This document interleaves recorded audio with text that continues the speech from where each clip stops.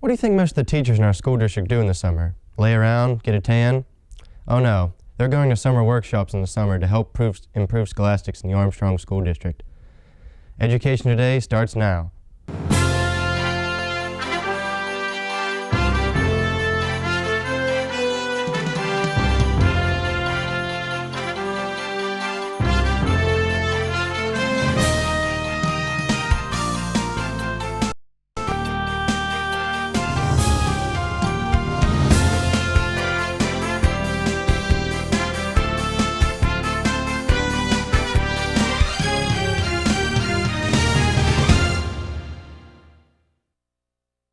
Welcome to Education Today. I'm John Zish from the Armstrong School District. What did our teachers do this summer? Well, as we're about to find out, many of them improved their craft by attending training workshops. Last week we saw some hands-on math education that teachers learned and are using to make the light bulbs go off in our students' minds about math. This week we're looking at some other summer training that our teachers took that will benefit our students. To talk more about this, we have Dr. Cheryl Solosky, who is Armstrong School District's Coordinator of Curriculum and Instruction. Welcome. Thank you. We also have Mr. Chris Suppo, who is the District's Director of Technology and Information Services. Delighted to have you, Chris. Thanks, John. Pleasure to be here. Well, would you both please tell us briefly about yourselves? Starting with Cheryl. Sure, John. My name is Cheryl Solosky, and I'm the Curriculum Coordinator for the Armstrong School District. I do a lot of work, obviously, with textbook adoption process, as well as working with teachers to implement those textbook adoptions and provide staff development opportunities to staff. Very nice. How about you, Chris? Well, John, I'm the Director of Technology and Information Services for the school district, which really involves all technology aspects of our district, including students and teachers. Everything from the computers on the desk to internet working to the educational aspects and training teachers to use technology effectively in the classroom. Great. Thank you. Well, let's start with you, Dr. Solosky. Would you please tell us a little bit about the training that you offered this August for our teachers? Sure, John. I'll be glad to. This summer, on August the 7th, we invited kindergarten, first, and second grade teachers to participate in a workshop called Books plus Reading Strategies plus Math equals Learning. And the purpose of the workshop was to really engage teachers in some ongoing dialogue about the specific skills that students use to be proficient in not only reading, but also in math. So we talked a lot about the skills of vocabulary, communication, fluency, that are key to assisting a reader in becoming proficient and assisting a student in more effectively comprehending math concepts. So they came together, we did some hands-on kinds of activities, as well as looking at a lot of books, children's literature, that lends itself to the math-reading connection. Oh, great. And I brought some of those ideas with me today that I'll just informally share with you. Okay. In one of the activities, for example, in second grade, we used a book called Alexander, Who Used to Be Rich Last Sunday. And it's a story about a boy who has $1 to spend. And it takes him the entire week to spend the money, but it goes through all of the ways that he spends his coins. And so this was an activity that could be used by teachers as a springboard into a subtraction lesson. And to go along with that, then we provided teachers with some hands-on resources that they could take back to their classroom to use in a center. And this is just a miniature shopping kit, if you will, that has some cards and some objects that children could go to the center and use various coins to determine the cost of that particular object. So trying to get across the notion that reading and math can be connected for students in a logical way so that it makes more sense to them. So we began with a book and then extended it with some manipulatives that could be used in the centers. Great activity for primary. Yes, and this is an idea for first grade that we use called What's a Pair, What's a Dozen? The idea, again, of having kids first start with a book to introduce the math concept and then move into some hands-on activities. This one is called The Shape of Things that we used in kindergarten. And obviously, this book would introduce to students the various shapes like circle, square, triangle. And then we provided our teachers with the manipulatives that teachers and students could use to match objects in the book. Teachers as well, John, had the opportunity to share what works for them, because we know teachers in the Armstrong School District are very well versed in their craft. They're very knowledgeable about education in both reading and math areas in the primary grades. So we allowed them to come together to share what works for them, what strategies that they're currently using to reinforce both math and reading concepts with students. So I want to say hats off and congratulations to the teachers that participated, because without their dedication and professionalism, we wouldn't have people coming in the summer to basically extend and enhance their craft. That is great. Roughly how many teachers attended? Well, we had about 20 teachers altogether that attended this math reading workshop, as well as a vocabulary development workshop that we held on August the 8th. So teachers in that workshop learned some very specific strategies that they could use to enhance vocabulary in their classrooms. And the idea, again, is to enrich their foundational skills, but also to provide a forum for teachers to come together to share successful strategies that they're currently using in the classrooms each and every day in our primary level. Very good. Well, you've touched on a lot of these, but were there any other specific activities that you went over in the trainings? Well, we talked a little bit about the use of nonfiction text in kindergarten, first and second grade, because we know that for the most part, our children are being immersed in what we call fiction text or narrative stories. Right. But we also know that there's a place in the primary classrooms for nonfiction, those books that contain a lot of facts that are typically thought of that you would think of in science or social studies classes. And so we had books, this is an example called An Octopus is Amazing. And what we did in the workshop, I modeled a lot of strategies and techniques that teachers could use to more effectively engage students in this kind of material. And it's really an interesting way to approach learning, because many times children are drawn to this kind of text more so than the story type of text, because they find it more interesting. They find interesting facts about an octopus that they perhaps didn't know before. So we talked about ways to create a community of learners in the primary grades so that students could learn about factual things and then share those new learnings with each other. That's wonderful. Well, tell us a little bit about what opportunities there might be for follow-up now that they've had the training under their belts. Yes. What we try to do with many of our staff development initiatives, John, is to not just provide teachers with one opportunity. We want them to take this new learning and to now go into their classrooms and apply these new strategies with children, and then come back in October as a group and share what successes they had, and perhaps layer it up with some additional learning and some additional strategies. So we always want to provide some follow-up opportunities for our teachers so that they have that opportunity to come back to share. So we'll be extending this opportunity in October as an after-school opportunity for teachers, as well as in December.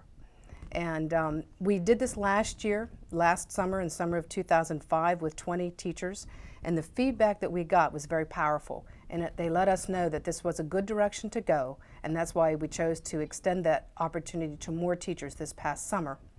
And the future for next summer is to move this opportunity into third and fourth grade. Now, obviously, the activities will be a little bit more sophisticated when we move into the third and fourth grade level, but conceptually, the foundation of the process will be the same. So that's our future for 07 in terms of this type of an activity. Great. Well, before we go on, let's take a short break. When we return, we'll talk with Armstrong School District's Chris Suppo about summer computer trainings offered to teachers. This is Education Today. Indiana University of Pennsylvania. Our students say the campus has a mesmerizing beauty. Their families say it's a comfortable place to study, to grow, and to pursue dreams. More than 100 majors of study, a wide variety of extracurricular activities, exceptional value for the right price. Indiana University of Pennsylvania, the perfect fit. We're back with Armstrong School District's Education Today. My guests are Dr. Cheryl Solosky and Mr. Chris Suppo from Armstrong School District.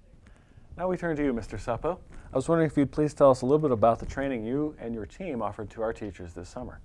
Well, we've done an extensive amount of training this summer, John, as we do every year. The focus of our training this year is kind of split into two different categories. First, what we do is we put out, each year during the summer months, we'll put out a flyer to teachers regarding some of the common software applications that they might want to use. I have an example of that here. Sure, And let's see. this flyer that we send out to the teachers highlights a number of the common productivity tools that teachers might use in their daily activities. Altogether, these summer activities, we offered approximately 18 different workshops to teachers, and with those workshops in mind, there were over 80 teachers had registered to take these summer workshops. Just to reiterate what Dr. Selosky had said earlier, the number of teachers that we have that volunteer their time is truly phenomenal. If you consider just with technology, over 80 teachers taking courses for the productivity tools, that's an exceptional amount of time that they've dedicated out of their summer to further their staff development, which in the end is really going to help a lot of the initiatives that we do in the district. That's incredibly impressive. Now we know that a lot of teachers study technology. What were some of these courses that they took? Well, some of the courses highlight some common productivity tools like Microsoft Office, Microsoft Excel and Word and PowerPoint, Microsoft Publisher, those types of tools. But in addition to that, there are different initiatives that we've begun in the district that highlight additional features that teachers can use in everyday education. An example is we have an implementation right now for electronic whiteboards. And the whiteboards really allow the teachers to take a technology tool and enhance their teaching in the classroom, or in addition to when they take students to a computer lab. It really allows them to highlight some things and provide a tool that catches students' eyes and grabs their attention. A whiteboard, basically the large rectangular thing at the front of the classroom that a computer can project onto? Yes, yes. It's a large whiteboard that the image of the computer screen is projected onto. But it's also much more than that in that it's interactive.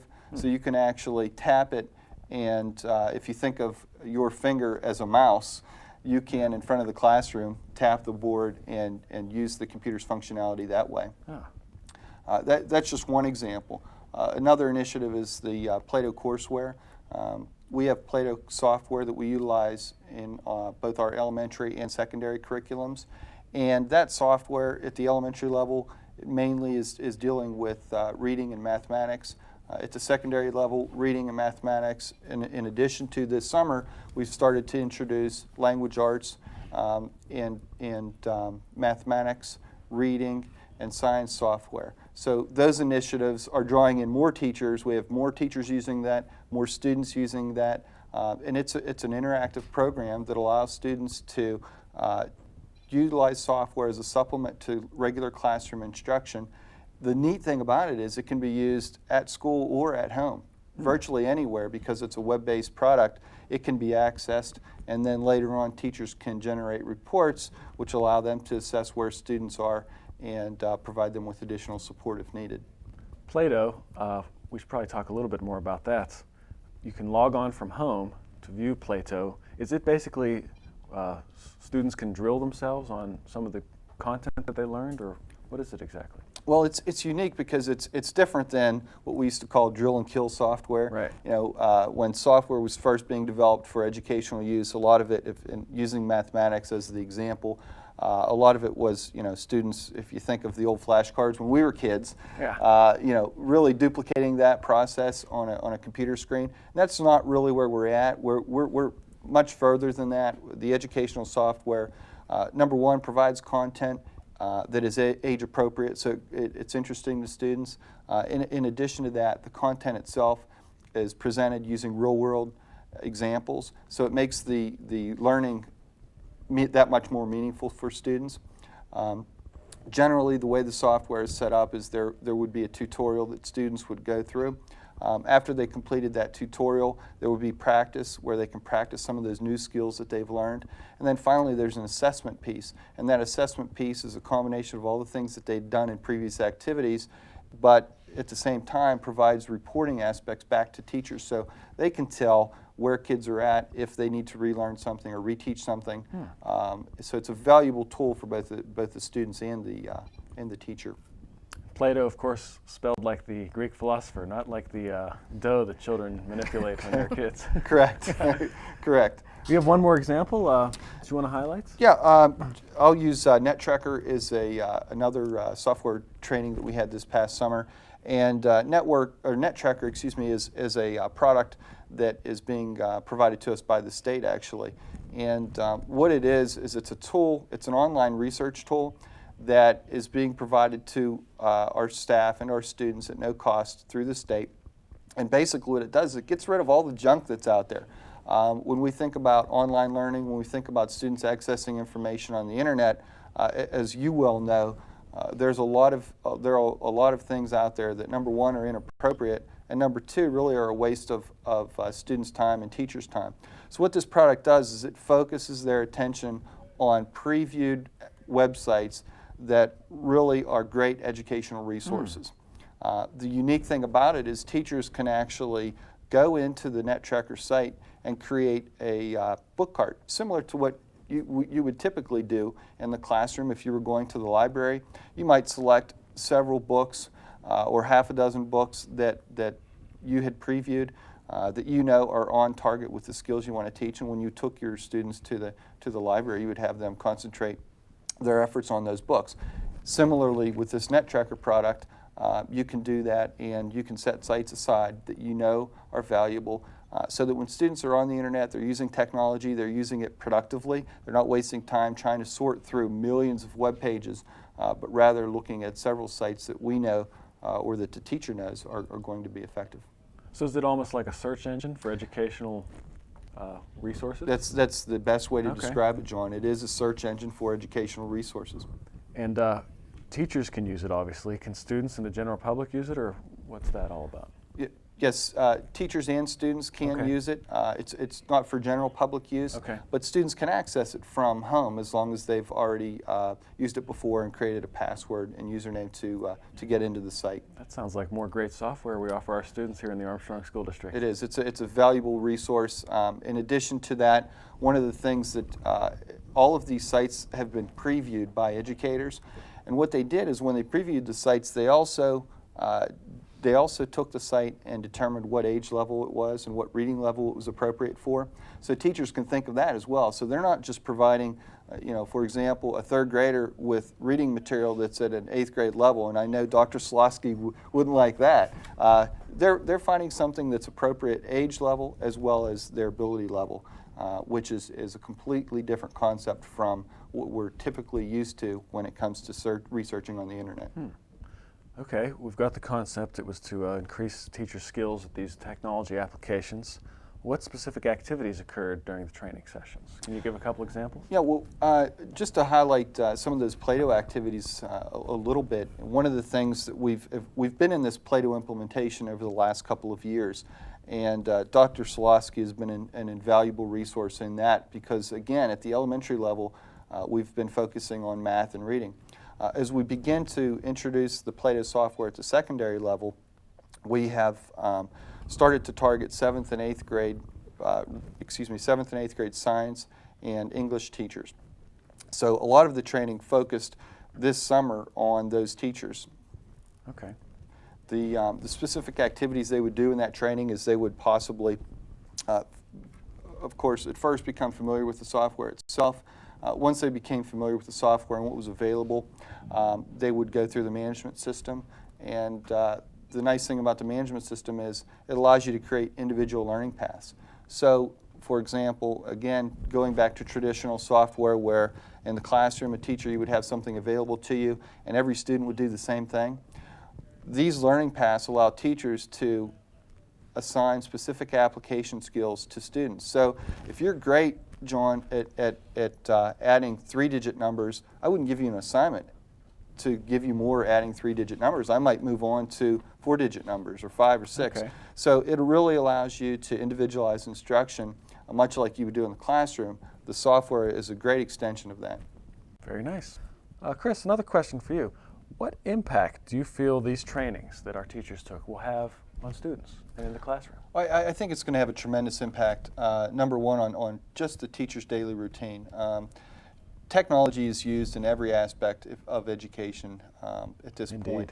And it's important that we provide our staff with the opportunity to improve their skills. It's not something that you get when you're in college. And if you think of, we've got a great veteran staff. Teachers, we really need to provide them with the opportunity to grow just as technology use has grown. So I think the use of technology is helping teachers be more productive and use their time in other ways. I would hate to say it gets you more time, because it doesn't. You just find other ways to use that time. I think another example is the use of data. And using data in the classroom to make effective classroom decisions. I think technology is having a big impact on that. Very important, yes. Online learning is something I didn't mention, John, earlier, that we have also started to provide teachers with online learning opportunities.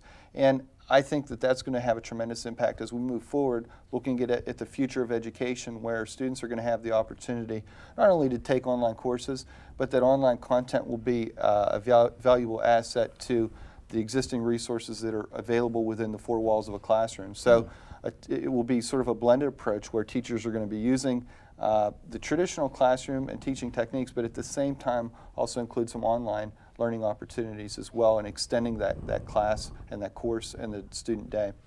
The impacts for students obviously are going to benefit from additional learning or additional teaching techniques that teachers are using. Students learn in many different ways, and as many different students as you have, you can come up with that many different techniques to really have an effect on all of them. And I think technology is one of those tools that allows you to, again, find the way to get through to different students. I think it's a great motivator. It's not the panacea. It's not going to do everything for you, but I do believe that it has a positive impact on education, and I think we have a responsibility to our students and our staff to continue to provide them with effective staff development. Perfect, yes, and we certainly thank our administration and school board for providing these means for the teachers. One more important question is for both of you. In all of this training, teacher training, who actually provides the trainings at these seminars? Can you speak to that a little bit? You want to take this? Sure, I'll be glad to, John. In my example, in the summer workshop, I partnered with Mrs. Barb Carnahan, who is a math coach for the school district, and she services kindergarten and first grade students across the district. And she is a wonderful resource for professional development in-house. She's provided a lot of hands-on opportunities for our teachers, as well as field support for the teachers. So she goes out to the classrooms and she may model certain activities within the primary classrooms in, for example, how to use manipulatives to teach a particular math concept. And so she partnered with me this summer with our kindergarten, first and second grade math reading concept, and will be supporting as well when we bring the teachers back for the study group session. So she's proved to be a very, very valuable resource to the Armstrong School District in the area of professional development. Wonderful. How about in the technology training workshops? Who delivered those seminars to the teachers? You know, first I have to just add on to what Dr. Slosky was saying with regard to our teachers and those experts really that we have in the district, and we have a lot of experts. The thing that strikes me is that these experts, they don't stop during summer. They don't just do that, but they also continue that staff development process all the way through the year. I had a call from that very teacher this morning who was helping another teacher out, and we have that type of collegial collaboration that occurs all the time, and it's great to be a part of that process. Indeed. The summer staff development, typically we find those local experts if we can. In many cases it ends up being our teachers or a teacher who is found or we find as an expert in one of those areas, and we use them to provide the staff development as well as some outside resources when necessary. We utilize the intermediate unit, administrators here in our local school district, really anyone we can find who's going to be an effective leader in staff development. Perfect. Well, that's our show for today. I hope our viewers enjoyed our journey through Armstrong School District Summer Teacher Workshops. I'd like to thank both of you, Dr. Cheryl Solosky and Mr. Chris Seppo, for joining us today and generously giving of your time. A big thanks also to the TV students of Katanning High School, led by Mr. Ed Bauer. They were our film crew today. Please join us again next week for another look at the Armstrong School District. Visit our website for updated information about the district, and have a great week.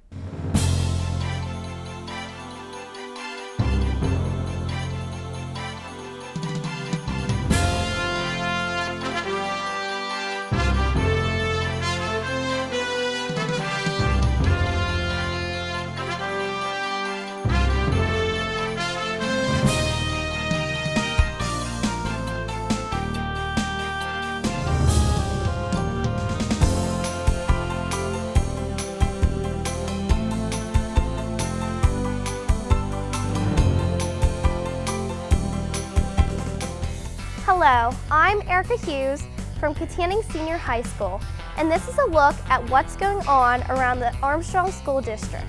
Pennsylvania State Police teams of officers and drug-sniffing dogs found no illegal drugs during a coordinated search of all 5 Armstrong School District secondary schools on Wednesday, September 13th.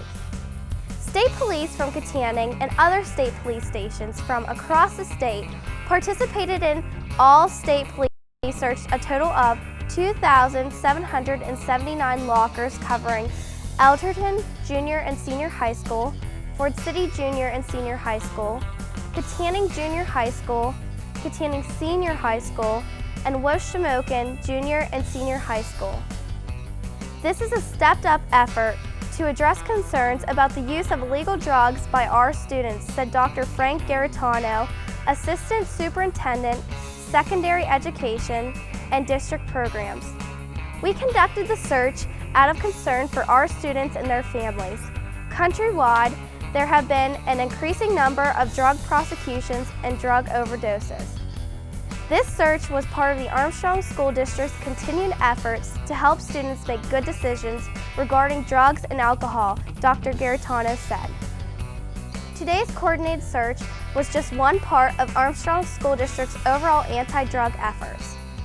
When school started on Tuesday, September 5th, about 1,200 students walked into 2 new and improved West Hill campuses, consisting of West Hills Elementary and West Hills Intermediate schools in the Katanning attendance area of the Armstrong School District. The new schools have been well received by students, parents, and teachers during their first weeks. The general public will get a chance to see the schools at a grand opening planned for 10 a.m. Saturday, October 28, 2006, with a brief dedication program and tours. Well, that's all for now. I'm Erica Hughes from Katanning Senior High School. Keep watching.